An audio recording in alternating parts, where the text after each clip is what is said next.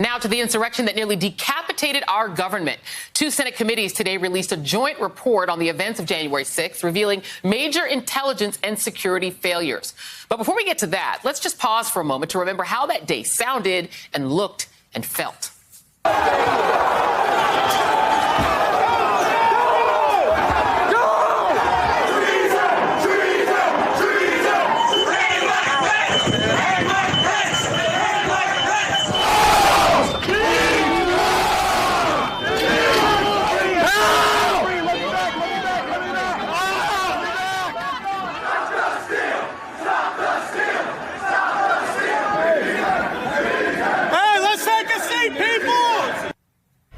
The Senate report finds that the Capitol Police knew about social media posts calling for violence at the Capitol on January 6th, including a plot to breach the Capitol, the online sharing of maps of the Capitol complex's tunnel systems, and other specific threats of violence.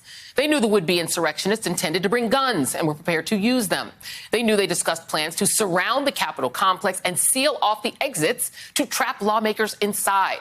But none of that information filtered down to the rank-and-file officers who would actually be defending the Capitol that day. They were left to fend for themselves against an onslaught by domestic terrorists. And without adequate protection or defenses, they were completely overwhelmed.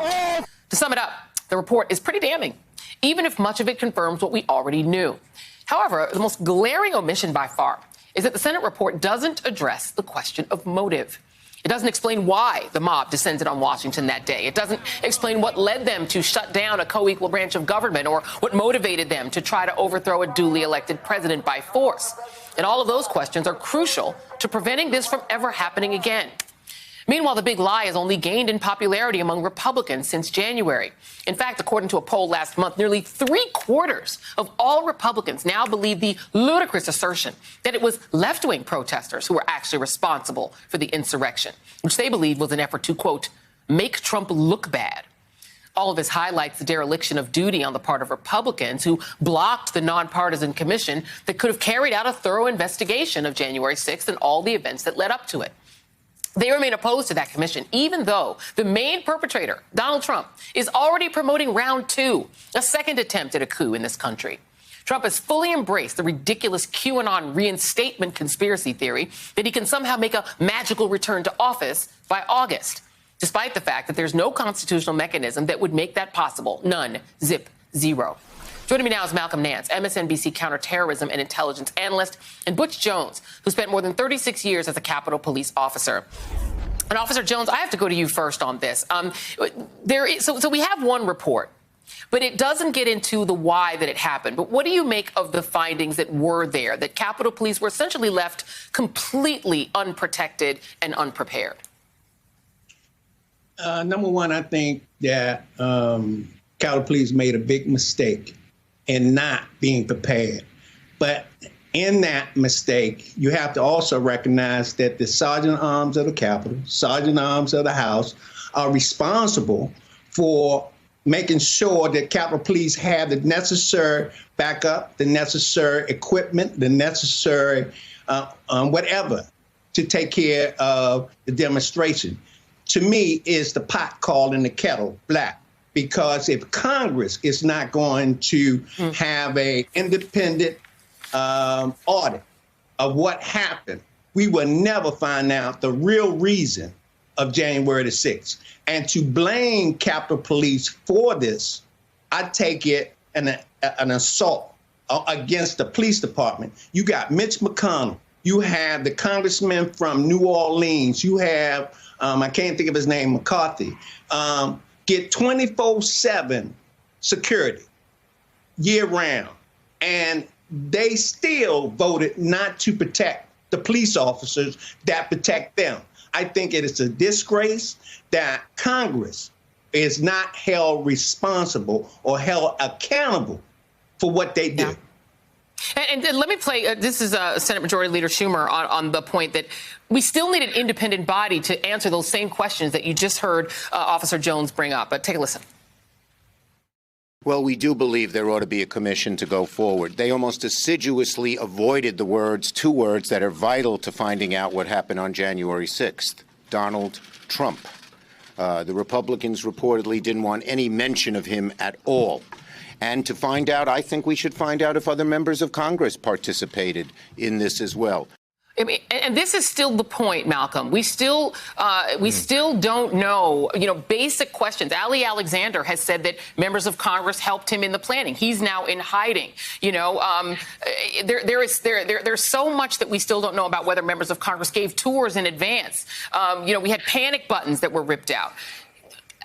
Can you explain this? I mean, let's go. Let me give you one more piece of information, then I'm going to let you go. I'm going to let you go at it. Across the country, per the New York Times, a rising class of Republicans have embraced the idea that the election itself is illegitimate. Mainly, they've taken in the big lie as their new orthodoxy. To build a campaign for the modern GOP, most candidates must embrace, or at least not openly deny, conspiracy theories and election lies, and they must commit to a mission of imposing greater voting restrictions, making it easier to challenge or even overturn elections. And Trump is gearing up to do this again. Your thoughts, Malcolm?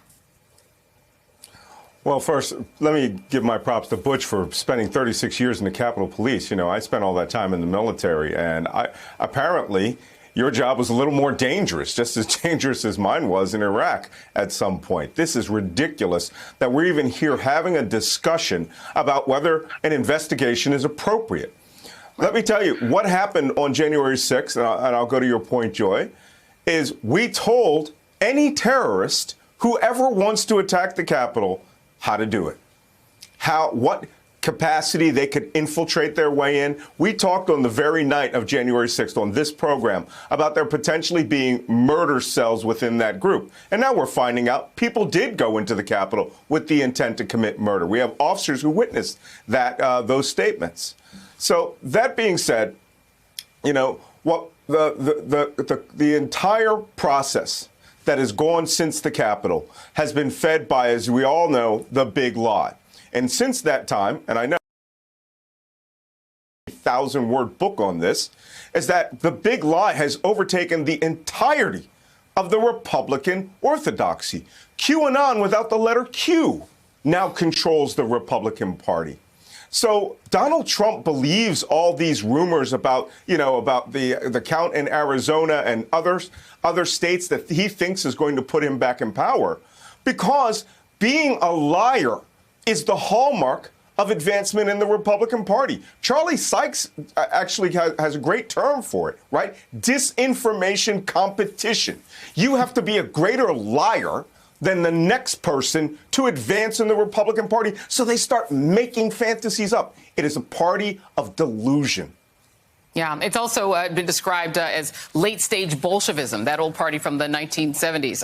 It sort of feels like that as well. Officer Butch Jones, would you trust an investigation of what happened that Republicans, I don't want you to be partisan about it, but if they're sympathetic to this, is what Malcolm Nance has said, would you trust an investigation that members of that party were involved in? No, I wouldn't.